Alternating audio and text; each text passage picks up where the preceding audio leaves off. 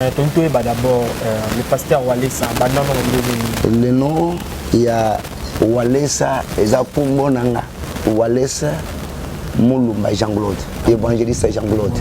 Si vous allez voir comment on est net moko. Au Sambela, Nelon et Salah qui non, on s'est retiré l'église. Il y a un message sur attaque, il y a la poison, l'esprit de mort. Mais quand les prophètes, les pasteurs Walesa, Kabundu Walesa, et ça c'est vraiment vrai. Donc selon structure, il y a ACK, d'autres choses.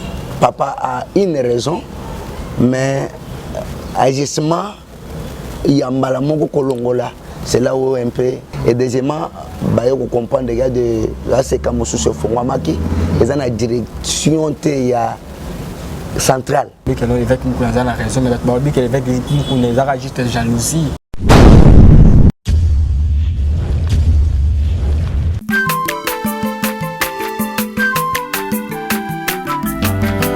Mwana moto te po akosangai abongwani pete po awangata Nzambe ya le Nazarien, le Nazarien, le Nazarien, le Nazarien. Bana kitoko koma mukondima atako babakola ke mafuta na musakolima lelo ya yobolingo bateli le Nazarien. Pamboli oyo mona na katempeni mama kantelobi koleke mapapu masope mafuta tokokesitana longo na Nzambe oyo mabenga na makomi Efada. Thank you Fada, cher ami fidèle. Balandi nyonso toujours bozoka libaku ya konda biso na kati ya chaîne Abino Yale Nazarien TV na cadre émission Abino Table Sainte vous a présenté par votre humble serviteur Dadi Mukwaya. Je dis un grand merci l'équipe Mobima Yale Nazarien TV, un grand merci à la servante de Mama Tiffany Mokwa pour la confiance au Pessinga. Je dis un grand merci à celui qu'on appelle Jires Mokwa aux anciens caméra, pourquoi pas toute l'équipe Yale Nazarien TV. Vraiment merci et belé.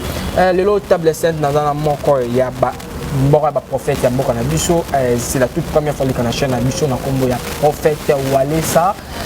Walesa, c'est avec lui nous allons nous entretenir tout au long de cette émission. Restez branchés, restez connectés dans votre chaîne Les Nazariens TV. Avant d'abord de présenter l'homme de Dieu, le pasteur Walesa, tu regardes la peine à sujet et belé tu regardes d'abord Maram Ozu s'est passé dans 4 accords de Christ entre le pasteur Moutounana, voici l'homme et puis na Baraka Moudisho, on va essayer de toucher ces Bapouawana et puis tout ce qui est Mamotali, l'homme de Dieu, Azanango, pour la Milinae.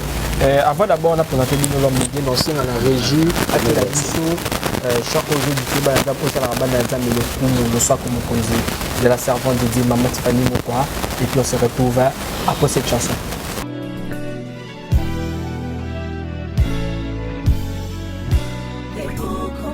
Kongo longola loboko na litama bangusa mai na miso tika bisenga senga ya kolula bikolo mosusu pesa Félix Antoine Tshisekedi maboko poto tonga mboka na biso Kongo na nzela ya union sacrée na losambo tokolonga. Oh toi qui écoutes la prière, tous les hommes viendront à toi. Ingénieur Edi Kabé à la main de l'Éternel, prions pour ce beau pays. Et pour le président Félix Saint-Chrétien. Nzambe na Isaac, Nzambe na Jacob, Ozali Nzamba Israël, lelo tokomo yembo Nzamba Congo. RDC, Bokananga, lelo tokomo yembo Nzamba Congo. Peuple croyant docile et social.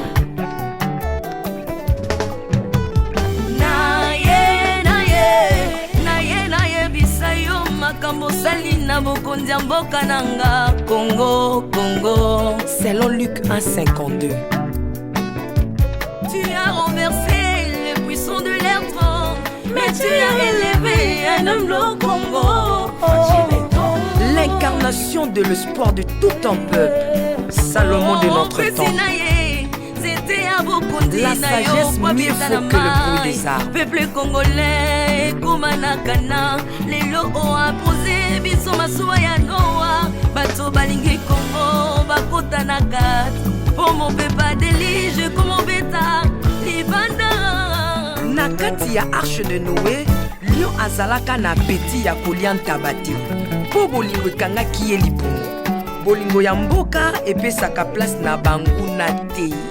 Pasteur Ami Daniel, ça c'est la sagesse. Nzambe, Nzambe na kimbangu. Le prophète de l'Éternel en Afrique. Nzambe na bantoma. Apôtre Léopold Moto. Nzambe, Nzambe ya baroi. La prophétesse Liliane Esther Tayo. Le roi de roi. Voilà, on a émission, salut plaisir, on a Philomène, nous avons monté ma diverse de mots, pourquoi pas celui qu'on appelle 3 fois boss, Jack Pro depuis France, on a eu question autant en Yukaro, et ça là vraiment plaisir. Non, c'est un direct sur la caméra, à son caméra pour la l'homme de Dieu, le pasteur Walesa. Bonjour, l'homme de Dieu. Bonjour mon frère. Santé Béni. Non, on a fait un golo à Tanzanie, on a bien. C'est un golo à Tanzanie, Sala. Zamazo Sala. Moi, j'en suis par rapport à la question sur l'étude de Bakwa Kolanda en séminaire. Je sais pas à peu près ça va être la gloire de Dieu et le peuple congolais de ma part n'a pas son embêté. Toute chose commence par la prière. On ne peut pas commencer cette émission surtout comme on a beaucoup d'ensemble. Ok, Yahweh, merci pour la grâce, pour recommander ce moment merveilleux en tes saintes mains. Et ta présence soit au milieu de nous. Nous sommes à la négativité. Et à la condamner au nom de Jésus-Christ. Amen. Amen. Merci vraiment l'homme de Dieu. Yes. L'homme de Dieu, d'abord le pasteur Walesa. Des Zambayoko Pesanga mission il y a intercession la gloire de Dieu ou ils ont une mission évangélique et délivrance. C'est comment Walesa sont le nom il y a Walesa ezakumbo nanga oyo bapara nanga bapesa ngai. Walesa veut dire Yanzambe. C'est Walesa Mulumba Jean-Claude. Notre père c'est Kabundi, évangéliste Jean-Claude. Si vous allez voir comment on a net moko mais nazamo na Kabundi Walesa te. Mais des fois, on a samé la paix, on a prié le lingue à la père, baba père, on a vu surtout na sec. Chez pasteur, il nous a engoussé, tous à kuna, mais on a été à Combo, Walesa qui veut dire Yanzambe. Moi, c'est Jean-Claude Mulumba Walesa. Maintenant, on a été Jean-Claude Mulumba Walesa, j'ai changé, on a toujours Walesa Jacques Erema. Jacques Rema. Yes. Au lobby qui obéit sur lobby que le cap une église il y a pasteur Walesa. Yes. Ok, ndaga au samedi la punelo ne sala que non on se retire l'église là. Tes arabes par invitation bengisinga nakei parce que Van c'est mon frère à moi. Nani? Van Walesa c'est mon frère à moi. To bana bango pe kala. C'est mon frère à moi, ezana ba milulu moko ba bengisi biso pe ba nuit de prière tozo kende. Donc, il y a un père bien, il y a un père qui est à l'aise. Il y a 20 ans, on a passé un message pour nous, un message, on a passé un transport, tout ça. Mais les messages, on vous a dit il y a un message sur l'attaque, il y a un poison, esprit de mort, après, un message, il y a un poison, il y a un passé au Congo, il y a un poison, avant, il y a un message. Il y a un message il y a le ligne qui va empoisonner au Salema, mais Zambé habite ici à Zanabom. Zambé habite ici à Zanabom. Mais quand les prophètes, les pasteurs Walesa, Kabundi Walesa, est-ce que Zambé est vraiment vrai? C'est un homme de Dieu, Azam Sel Nzambe. Azam vraiment Nzambe. Azam Sel Nzambe. C'est qui? C'est Azam Sel Nzambe, parce que tout là. Azam Sel Nzambe, Azam Sel Nzambe. On dit la raï. Non, dit la raï, c'est un père Azam Nzambe. Par rapport à miracle à Salah. Oui, miracle Azayende à Salakate, c'est Dieu qui fait le miracle. Surtout que il y a Salah, ça veut dire que le ne sera pas un miracle. Miracle, c'est le Saint-Esprit à Zana œuvre à Misala, il y a miracle. Un miracle. Yes. Ok, voilà, Walesa, Tokoba toujours, mais vous avez une bonne relation avec son fils? Sans problème avec lui-même, avec maman Angèle, que je salue en passant, une mère bien, zoyamba batu bien personne la kitoko chaque fois na zana posa to kenda kuna to kutanaka azava bien azo pesa on sombote pesi ba on sombote. OK, les pasteurs Wale ça voilà, on a vraiment qui justement Toyi Bayo qui est d'abord les pasteurs Wale ça. Mais lorsque l'église nous a basé sur mission nini où l'église nous a basé, on a une mission évangélique et délivrance. Mission évangéliste et délivrance. Évangélique et délivrance. Yes. Moi, souvent, je travaille dans l'évangélisation. Tant que je suis batoubaye, pour nous collander bango, na maimatali délivrance. Parce que quand on est à délivrer. Quand on travaille dans l'évangélisation pour gagner les âmes, et tant qu'on bazali koya bana ba problème, ou est à délivrer. Et domaine il y a mingi de délivrance et Dieu fait beaucoup de choses. Pour na banda ministère il y a des grands témoignages, on ambassade na ministère où appelle ça. OK, merci vraiment le pasteur Wale ça. Pasteur Wale ça tout avant d'abord tout côté d'abord na mambo belé na ninga vraiment tout sur la sujet où vraiment et ça la bana nzambe passi côté la ndenge avec Mukuna le pasteur Mukuna ndenge alongoli Vasilom na église à Kalembe mabi que Vasilom va compter sauter le temps que pasteur numéro le temps que représentant les gars église à Kalembe le temps que frère, le temps que prophète, est-ce que mon agit à pasteur avec Mukuna ils a vraiment permis? Donc selon structure il y a ACK d'autres choses. Papa a une raison, mais agissement, il y a Malamoko Kolongola, c'est là où un peu ils ont malamoté. Mais selon structure, papa a raison. A raison selon quoi? Structure, il y a assez que ça. Selon d'autres choses, il y a aussi les maquenos. Babou Kibikeko. Il y avait un temps où papa a bandé le bango balongola. Papa Vasilom malobaki faut balongola mais balongola qui ngote et deuxièmement ba yo comprendre les gars de là c'est comme sous ce fond maki ils ont la direction té ya centrale mais mon tazali ko diriger ngo c'est le Vasilom. C'est par là papa aye ko mona que non ils ont malamu bongote ndo moni ba longolier selon structure et sengeli nyonso eleka pa ya avec Pascal.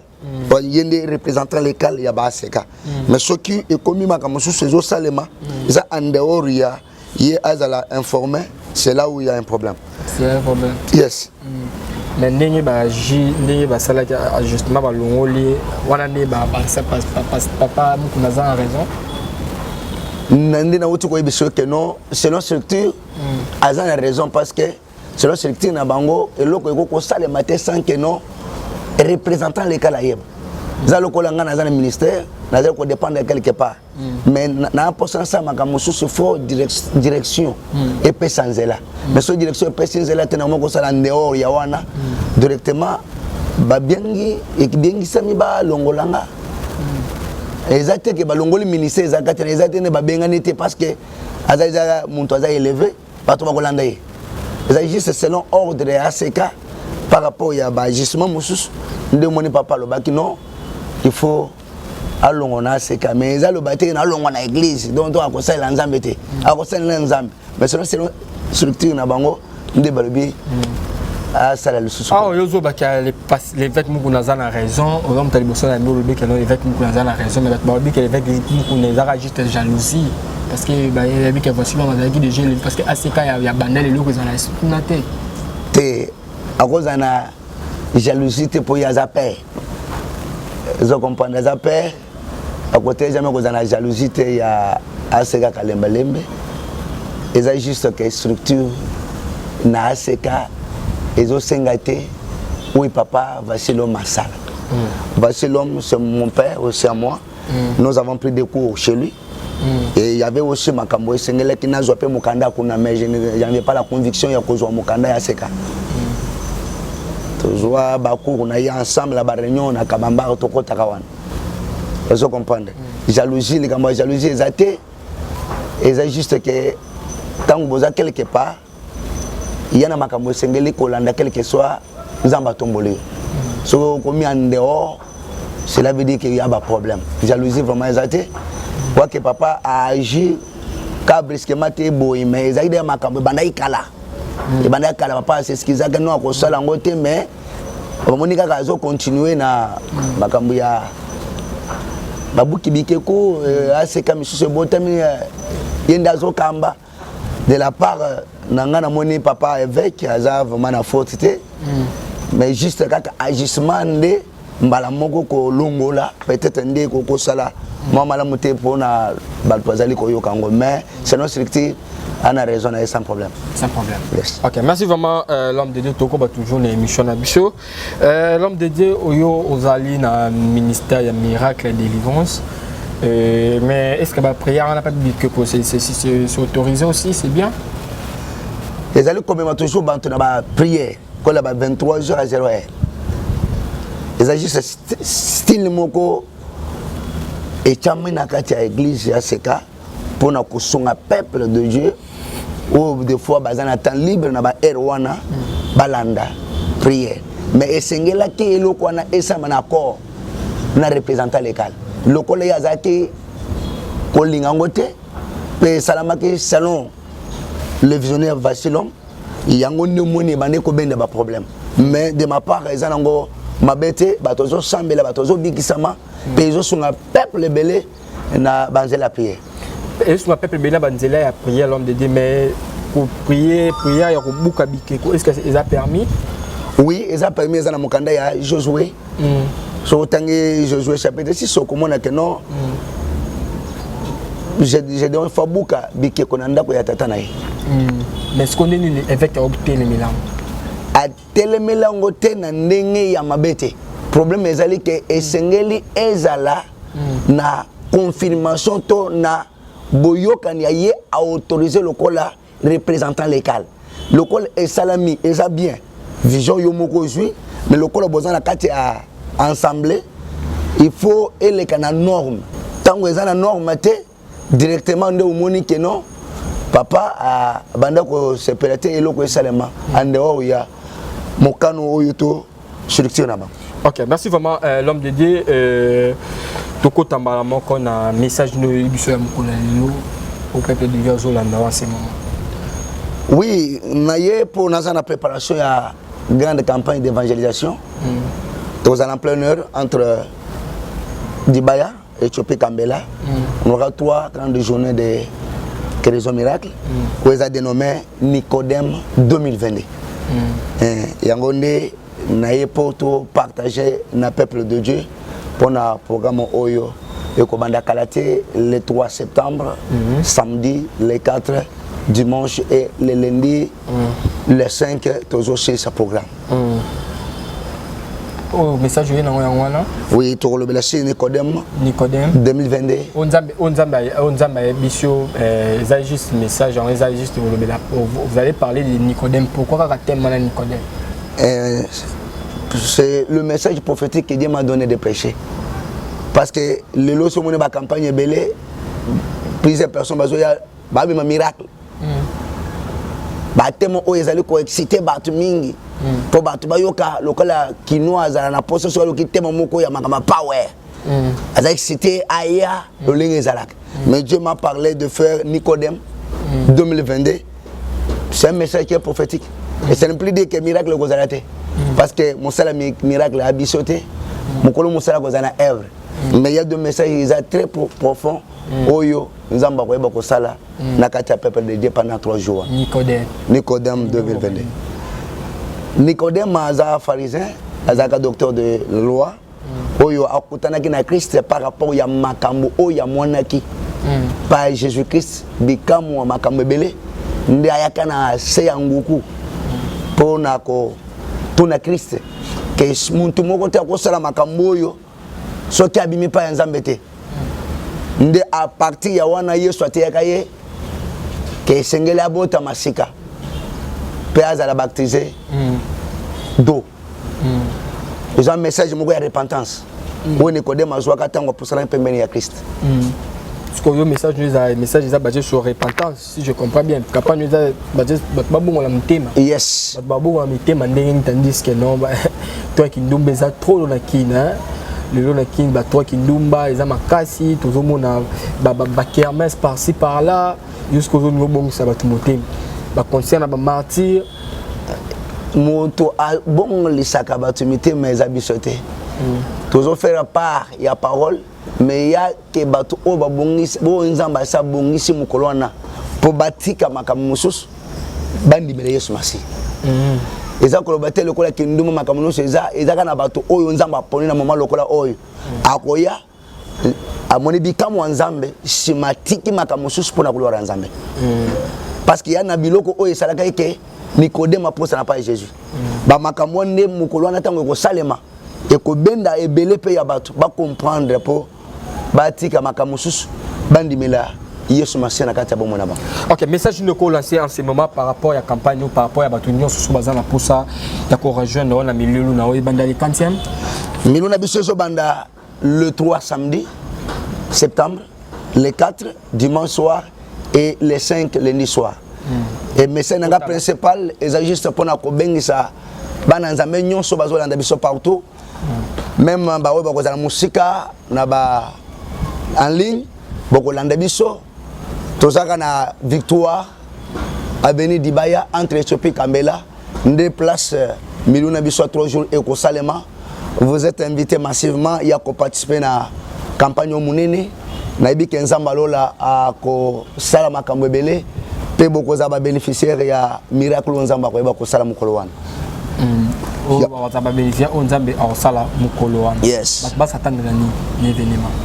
Na événement to salango ya liboso eza zambe abiki sabato et deuxième chose pour ebele bazonga na repentance ebele bazonga na parole ya bosolo bazonga na vérité ya nzela ya Christ ebele ba bungi nzela ebele bazo sala ba miracle a fabriquer ba ebele ba ventile comme ebele makamwa ba makio na to solo la to sala ba miracle moko lokota bako sala kanzambe le kambote so nzamba salite donc campagne wana ezate ke makambo ezala makambo ba makio na te makambo esa miracle authentique même bato ko landa biso na en ligne bango moko bako témoigner makambo nzamba ko sala ba o bazo kenda pa ba makio na ba ya ko luka nzamba solo potoko c'est nzamba makambo te ba nzamba sala ka makambo solo parce qu'il y a beaucoup de témoignages aux ambassades depuis to bana ministère to simba bakisite donc nzambe na biso zo sala batika ko kisimba bakis ko saba makambo ko ezangatina baluka nzamba solo nzambo na capacité ya ko saba miracle authentique ces jours-là ebele ba ko témoigner makambo nzamba ko sala pona gloire na ye. Numéro de téléphone isa oui ba ko landa biso na 084 243 plus 243 84 30 36 307 plus 243 81 34 92 444 waneza numéro na biso. Vraiment na suka émission na biso le pasteur Wally ça merci vraiment d'être là pour merci vraiment aussi de présenter l'invitation na biso mot de la fait aux anines pour tout kamwa na wengo te monanga suka ezali juste na personne merci pour na ko inviter bien na plateau pe na pesi peuple congolais nyonso bazokolanda biso merci invitation na biso ngwana bozala en ligne bolanda biso sokoza pembeni tu es déjà invité oya ko vivre le Dieu véritable pendant 3 jours. Ok, voilà, chers amis fidèles, nous sommes arrivés à la fin de notre émission. C'était votre humble serviteur Dadi Mukwaya. Je dis un grand merci à l'équipe Momimali Nazareth. Un grand merci à la servante. Je vais m'excuser. À la servante dédiée, Maman Tiffany Mokwa pour la confiance au pays Singaï. Et puis à Jires Mokwa dans la caméra. Et puis je dis un grand merci à mon boss Willy Kanda. Pourquoi pas à Gabriel Ngwembe depuis France. Pourquoi pas à la famille Ngwembe. Nous sommes vraiment merci. On est toujours dans le balance de l'émission. Bafwa. Machallah, vitamine collée. On se retrouve à la prochaine. Bye bye.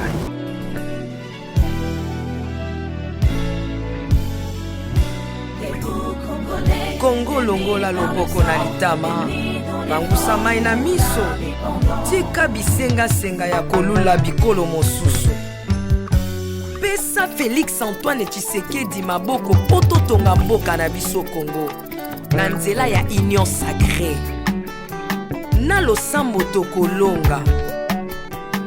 Oh toi qui écoutes la prière, tous les hommes viendront à toi.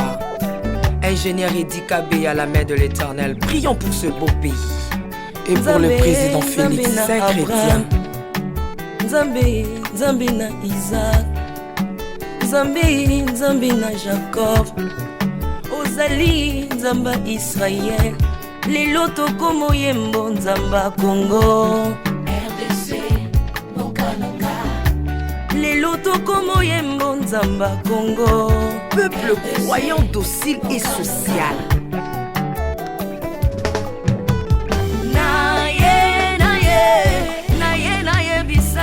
Makambo sali na bokonzi ya mboka nanga Congo, Congo. Selon Luc 1,52. Tu as renversé les puissants de leur trône, mais tu as élevé un homme au Congo. L'incarnation de l'espoir de tout un peuple. Salomon de notre temps. La sagesse mieux faut que le bruit des arbres. Peuple congolais, Komanakana, les logos a posé, biso masuwa ya Noa, bato balingi Congo, bakota na kat, pour mon pepa délige, comme beta, libanda. Na kati ya arche de Noé, lion azalaka na peti ya kolianta bate. Po bolingo ekangaki ye lipungu. Bolingo ya mboka epesaka place na bangu na te. Pasteur Ami Daniel, ça c'est la sagesse. Nzambe na Kimbangu, le prophète de l'Éternel en Afrique. Nzambe na Bantoma, apôtre Léopold Moutouba. Nzambe ya baroi, la prophétesse Liliane Esther Tayo. Le roi de roi. Yondo zalaki na David, yondo zalaki na Salomo, lelo tokomo mono Kajafati. Lelo tokomo mono Kajafati. RDC Mokanaka.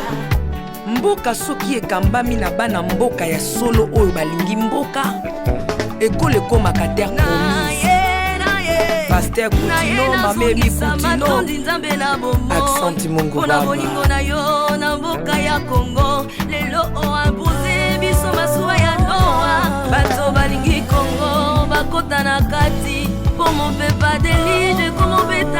L'Afrique a la forme d'un revolver dont la gâchette se trouve au Congo. Mwambi Wanzambi, Alpha Lukau, Lomba Bwadji Tungaje. Maman Denise Nyakero Tshisekedi, Consissi pour papa. Acte 24, verset 3, Code Amboka Nangai.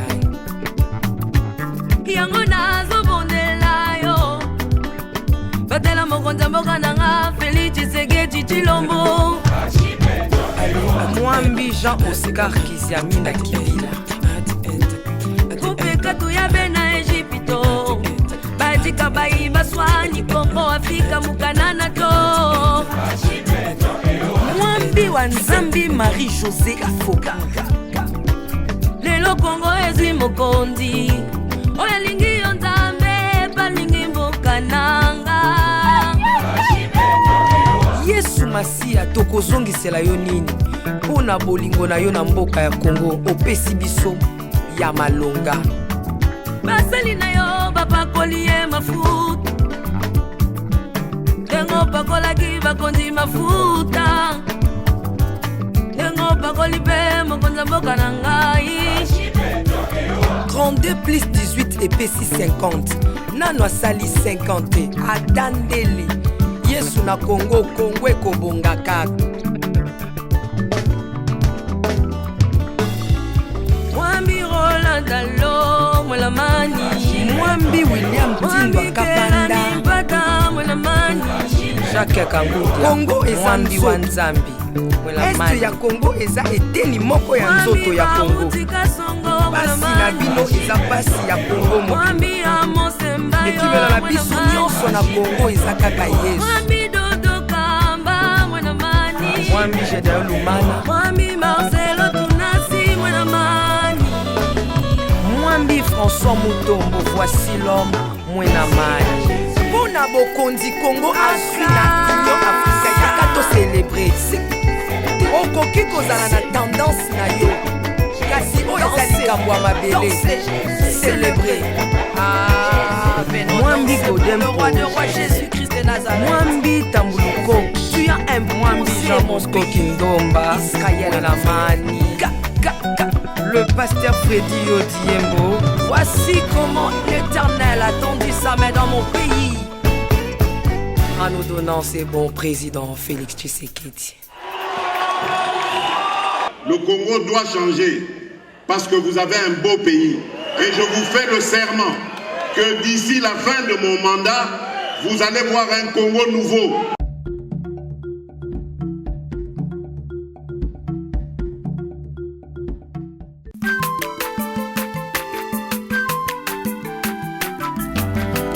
Mwana moto te po akosangai abongwani pete po awangana Nzambe ya le Nazarien, le Nazarien, le Nazarien, le Nazarien.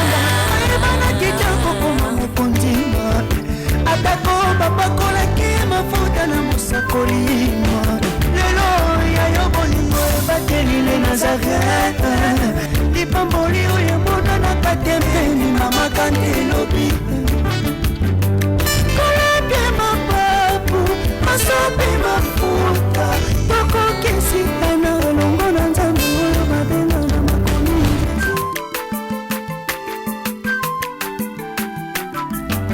aza mwana moto te po akosangai abongwani pete